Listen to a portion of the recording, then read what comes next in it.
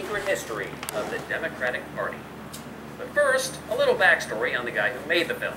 Hillary's America is a documentary of sorts by Dinesh D'Souza, a conservative pundit who once worked as a policy advisor under President Reagan. Nowadays, he spends his time making crappy conservative films and making an ass out of himself on Twitter, regurgitating conservative talking That's points, biased right there. coming up with ridiculous analogies. That's biased. So this guy I already know isn't going to give it a fair... Invoking the tweet, getting called on it. And that's just in the last month. And if you're wondering, has he always been this much of a jackass? The answer is... yeah, pretty much. The review of the movie's Many already years ago, tainted when he to me. attended It's Dartmouth, already he was an not... editor for the Dartmouth Review, an independent newspaper founded by former employees of the school's official newspaper. During his time as an editor, he oversaw the publication of an article called "This Show Ain't No Job, Bro," a critique of the school's affirmative action policies written in Ebonics. Classy. This guy is already so biased that his review doesn't mean anything to me, so I don't even really care about his review. Parasitic. He's very clearly liberal and angry, and I don't want to see this guy's review. I already know what it. I know what it is before he says it. Abolishing it.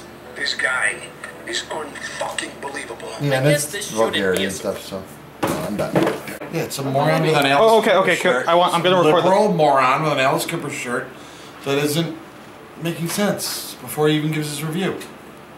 He doesn't even address the movie, he just disparages the director. Right.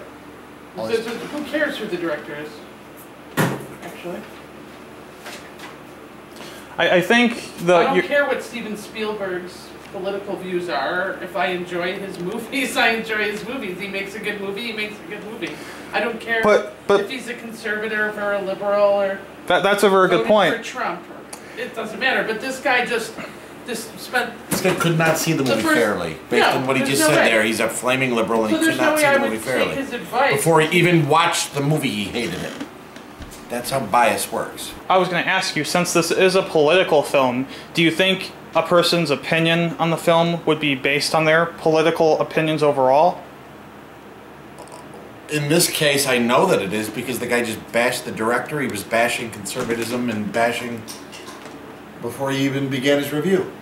There are people that are smart enough, liberals aren't, but there are people smart enough to just review a film based on its actual merits. That guy clearly doesn't have that ability.